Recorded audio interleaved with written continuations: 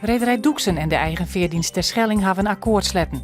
Doeksen neemt de boot de spathoek oer van de EVT en Doeksen wordt de enigste rederij die het vat. EVT moet alle juridische procedures inloeken en krijgt een vergoeding van 9 miljoen euro van de steert. Voor het eerst in goed 160 jaar zal er op de PC net meer vrij lotten worden. Er komt een stuurde lotting met het rankingsysteem van de KNKB. Doel is dat in de eerste omloop net dadelijks de favoriete partoeren Chimmekoor keertsen matten. Joert wordt de permanente uitstalling over de oerval op de Blokhuis Poitte iepenen. Het is dit jaar 20 jaar dat het verzet in de Tweede Wereldoorlog 50 mensen uit de Ljouwerterveensen is bevrijden.